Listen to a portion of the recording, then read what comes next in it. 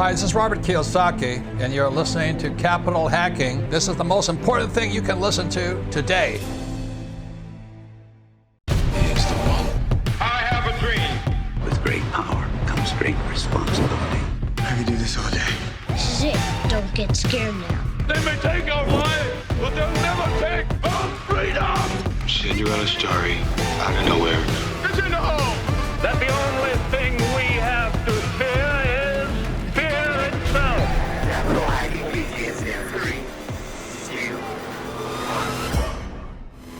1. Welcome back to the big show. Josh McAllen here with John Edwin. Josh, it is always a joy doing podcasts with you. And today we interviewed Rahul Bahal, amazing guy, young guy, newer member of GoBundance. We became friends a few months ago, and he is first generation that came over here from India. Talks about his story, about traveling here, moving to Boston, getting educated.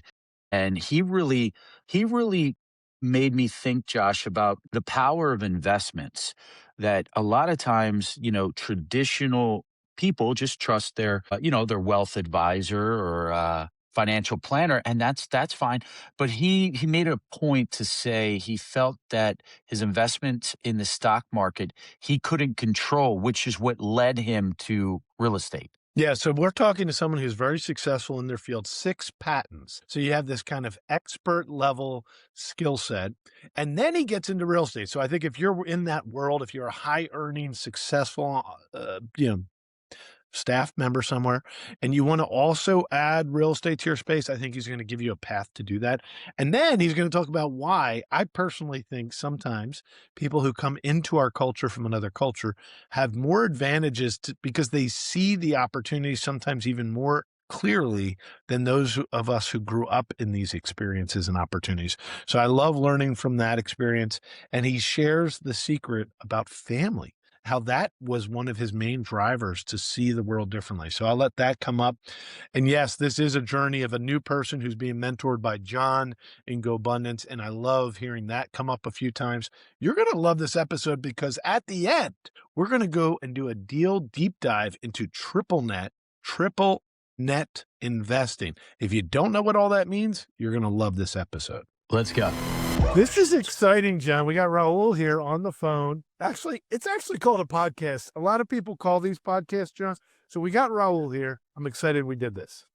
Yeah, and Rahul and I met a few months ago. What an amazing young man, has a great family, and I'm just so excited he's on. Rahul, can you give our listeners a little background on who you are? Yeah, and thanks guys for having me. It's great to be here. So a little bit of a background about myself. I live in the Bay Area with my wife and my kid. We actually moved here from the East Coast. We were in Boston earlier, so go Patriots. My wife and I, we both came here to do our postgrad to study, and that's where we met. And before that, I was in India.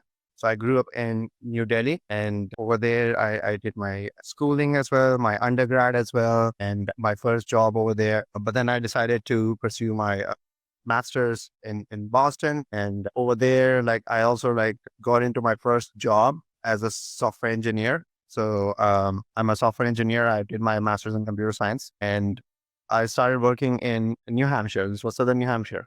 And that's where I started developing a philosophy of having a little bit of more control over my investments. And, it's great that you put the money in stock market and everything. I just wanted a little bit more control than that over my investments and over the capital that is responsible for my whole family, So call me a control freak in those terms, but that's what I wanted. So that led me into real estate investing. Because it allowed me to not only control the asset, but also learn from it. And the reason I say that is because one of my aha moments that we discussed in the new member retreat, which I'll get to in a bit, but that's where John and I met, was our company, my first company. We posted great profits, great traction for the next year, and our stock fell by 20%. And I was like, what just happened? I just lost 20% of a good amount of my net worth, because a lot of my net worth, foolishly at that time, was in my company stock. So not only was I invested in terms of my paycheck, but also my stock.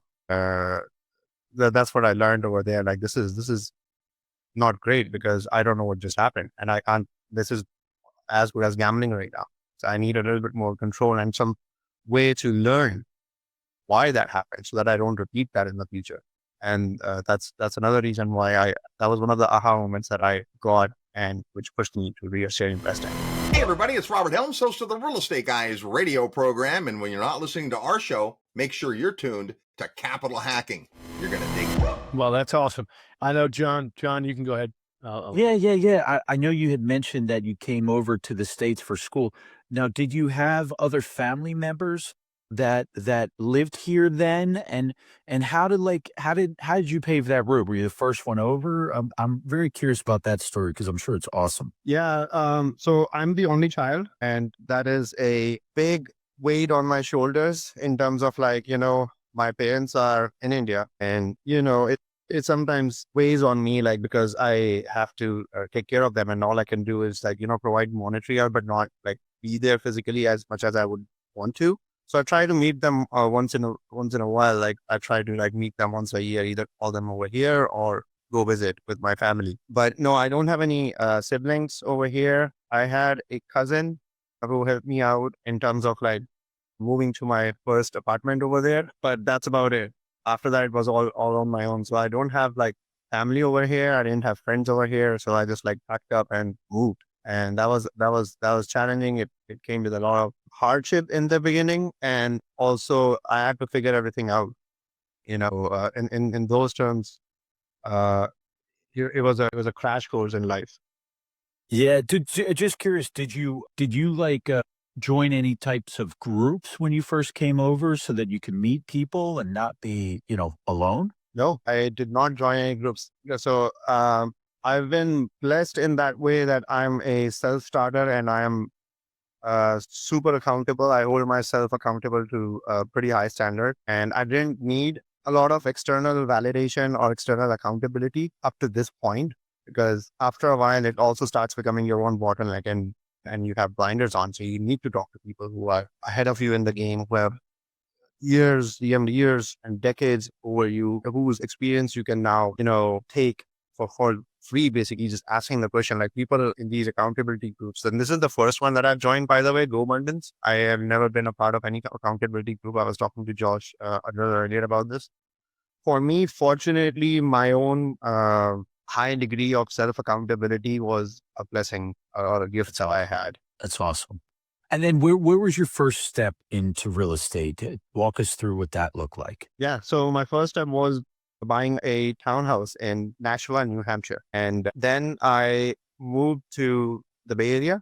So I became a landlord, like a remote landlord from the beginning, completely out of it. That was not planned. So my first experience as a landlord was being a remote landlord.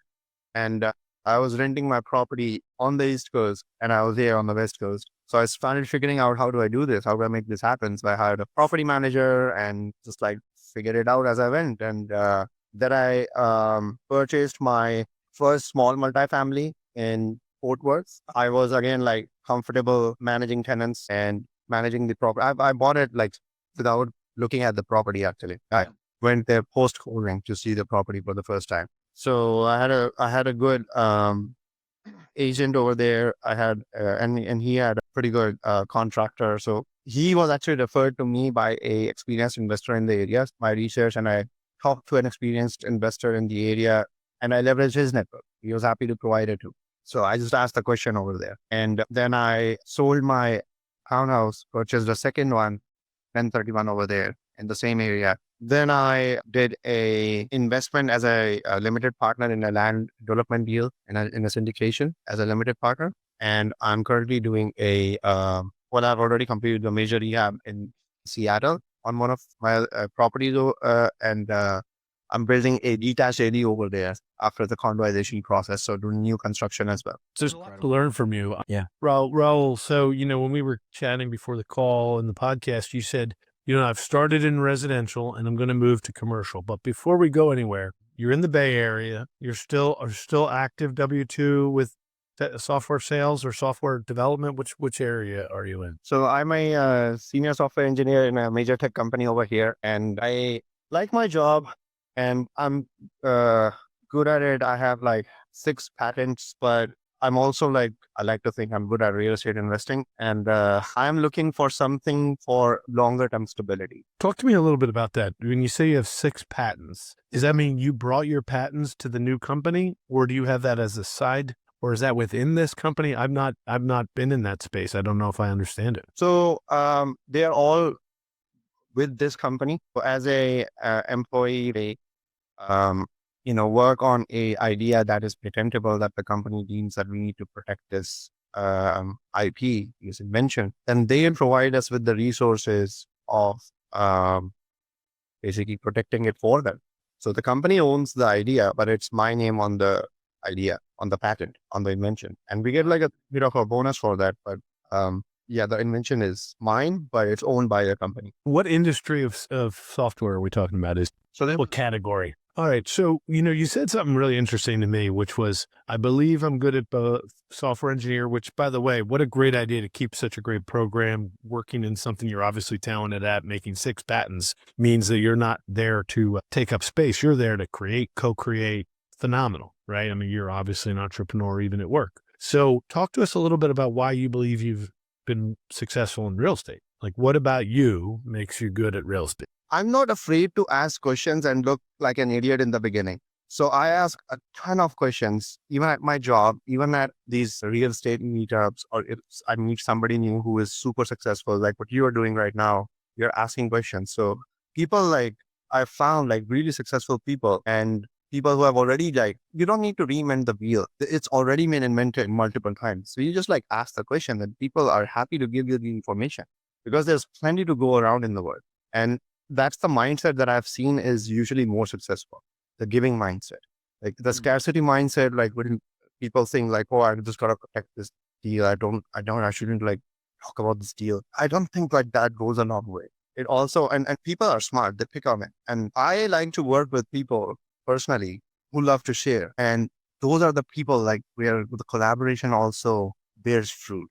And that I've seen not only in my job, but also in real estate investing. So there. I have a deeper question, John, before we get into the current kind of projects Rahul wants to do and what's the next evolution, Rahul. Can I ask one more question about a backstory, John? So here's what I'll ask, Rahul. For us that have not been able to be immigrants into this country and not been able to live in 2 cultures, we admire gentlemen like yourself because you see 2 cultures. What do you think gave you the superpower to do something that very few Americans who are born here can see? Right? Very few of us become real estate investors. Very few of us see all this path of abundance that you're talking about. What about you being able to live in 2 cultures do you think is different than us who were born here? And how do you, you're obviously leveraging all kinds of great ideas. What do you think growing up in New Delhi helped you? How did that help you? I'm a very small person. So I don't know if I have a superpower over here or anything. I've just been like, I had a decent life growing up. We were middle class. We were not like wealthy or we were also not poor. My dad, he provided for me, for the family to the best of his capabilities. And he's a great guy. I love him so much. I admire him so much and he's my hero. And so is my mom. So over there, like I, from the beginning had been developing this mindset of like, I need to make the quality of my family's life better, my life better. And I've just been nonstop asking that question. And in the pursuit of that ultimate goal, like I've been doing the same over here. There's nothing different. I've just been asking the question over here. Yes, the 2 systems are different, but the core need of like, how stuff works.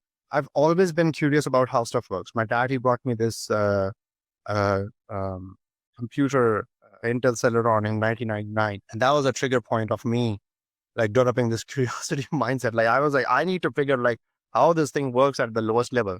And I work on the platform level in my jobs. I actually like, I just don't develop apps. I actually went further and further and did my postgrad in computer systems just in the pursuit of that, curiosity. And that I apply in real estate and investing in general. I like to understand how stuff works. And if something really clicks with my philosophies and my beliefs, I pursue it. That's it. Like I am just not afraid to take action. What do I got to lose after I've done my research? Because there's always going to be that unknown factor, but you do your research, you talk to people, you get a certain degree of confidence, which should cross your threshold for making the call. But then once you made the call, just do the action. That step, the last step of taking the action, I think is what keeps people. It prevents people from moving forward. Hi, this is Melanie McCallan. Josh and I are just so grateful for the many investors who have already joined us at Accountable Equity. Accountable Equity is so much more than a capital group. It's really a community of accredited investors that want to learn and grow together. I just want to personally invite you, if you want to find out more about this type of investment and see if it's right for you and your family, please visit us at accountableequity.com. Hey, it's Hal Elrod, author of The Miracle Morning, and you're listening to Capital Hacking. Enjoy. That's right. And taking action. And you do ask very intentional questions. Rahul and I got to spend 2.5 days together back in December. And, we had some great conversation. He asked a lot of awesome questions and he connected with a lot of people. So your confidence is also impressive. Question that I have, because it's very interesting what you're getting involved with right now in the triple net space. Can you take us through before we close out? I want our listeners to hear a deal that you're currently working on. I actually closed 2 in the last 2 months. So Yeah, you did. Congratulations. Either one, whichever deal you want to share is fantastic. both are actually very similar. Before I talk about the deals, I'm going to go into a little bit of I think Josh touched on it, a little bit of a philosophy of why I went into triple N and commercial real estate investing and what is it that I'm currently seeking and why these 2 deals are so similar. Because if I talk about one, the other one is actually 95% same. Nice. Residential, I was feeling that for my needs and for the requirements that I had out of my investments and my life, it was gonna be a problem for me to scale because I just didn't want the problems that came with the scaling over there and dealing with the type of tenants that I would have had to then manage and the types of projects that are. So I call it return on headache. I just didn't want my return on headache to go in line with the return on investment, if that makes sense. Yeah. That was one. The other one was the space was becoming too crowded, in my opinion. And it's just there's just too much competition. Everybody just gets into residential investing as soon as they buy a house or as soon as they think about investing in real estate. In commercial, now I found the world is completely different. And it takes effort to learn how the world works. It's different. And not everybody is willing to put in the work to learn a new industry. But again, I was curious and I was like, I want to explore this. What is it? How do people purchase a shopping center? How do people purchase an office building? How do people purchase an industrial warehouse? I had all these questions and I spent a lot of time, 1.5 years before I actually got into my first deal. The other one is the loans are different. The type of tenant you're working with is different. You're now working with somebody who is a business owner. They understand the numbers. They understand how this thing works. So it's more of a partnership with your tenant now. And it's a, you win, I win kind of situation. There are triple net leases. And for those that don't know, it means that the tenant is responsible. Each N is responsible for a type of reimbursement. First, one is for insurance, one is for property taxes, and one is for general maintenance. And then there's an absolute net where even the structure and the foundation is on the tenant. I am working on triple net deals right now, which also takes care of all these expenses because the tenant now pays for it. And these are longer term leases with rent escalations, ideally. So you can very easily increase the net operating income and value of the property if you play it right. In my case, my goal is to, I am looking for longer term stability. So this year I wanted to hit a goal and John talked about this, this is basically my theme of the year. I wanted all of my core expenses to be taken care of by my passive income. My wife, she works, she's also a W-2, but I would feel more confident, if that were the case, so that I can continue scaling without having a voice in the back of my head, second guessing those decisions. So I'm trying to do it in a little bit more responsible way than, just call it quits. And for this deal, one of the requirements and before I go into the deal details, getting the clarity and confidence to pursue this was the key. And that happened in that new members retreat for me personally. Because before that, I was chasing a lot of shiny objects. But there's always a shiny object syndrome in the world. But sometimes getting clarity and confidence, and the confidence comes with clarity, by the way, is so difficult. It takes a long time, even after a continued search which I was doing for over a year. Getting that clarity not only helped me define my search criteria and my requirements for the deals, it accelerated it. It's counterintuitive if you think about it. Developing a filter which actually narrows things down more, and now you're getting fewer results every time, is what actually leads to, for me, that's what led to both the deals closing in 2 months. And the confidence with it, now, I was talking to the brokers about, this is what I want. And when I started doing that, it's counterintuitive, but like the deals started coming. And then the first deal that I closed on in December of 2025, it was a 12 cap deal, under financing. The deal cash flows 23.5% day one after debt service. Cash on cash? And cash on cash. Awesome. And the market is a 9 to 10 cap market. So I'm buying industrial warehouses in West Texas in the Permian Basin. And the market over there is about 9 to 10 cap from my research. So there's some money to be made on the equity side as well, like once we sell it. But this is not a value add play, because what I needed right now was a higher cash flowing deal to hit my goal with, rental escalations that take care of the future, inflation and hedges, and it's a triple net lease. There's a solid tenant with a pretty good rent to revenue ratio, and there is a potential upside on the exit as well. So for me, it checked all my boxes, and I closed on it. And apparently, then you're gonna get like depreciation benefits, cost save, bonus appreciation, all that stuff. And it turns out like there were a lot of people that actually wanted such a deal. Not everybody is looking for a home run deal where you're like 10xing your equity and, you're just like taking a rundown, let's say, property, filling it up, fixing it. Not everybody wants that return on that high of a return on headache. Some people are just like, okay, like, hitting like base hits. I was okay. I'll be because you've brought up a lot of good vocabulary. I want to just make sure I understood your deal for a minute. First of all, how big is the we just got to hit you with a couple quick bullet point answers, if you don't mind. How big was the acquisition? How many millions of dollars? So the first property was a $2.2 million acquisition. Of which, how much did you have to come to the table of the 2.2? 20%. And then they did a loan back to you, or wait, the seller held the rest of the paper, no other bank? Nope. That's really nice. Yeah, that's really great. So then you came with $400,000, $500,000 roughly, about, right? 440.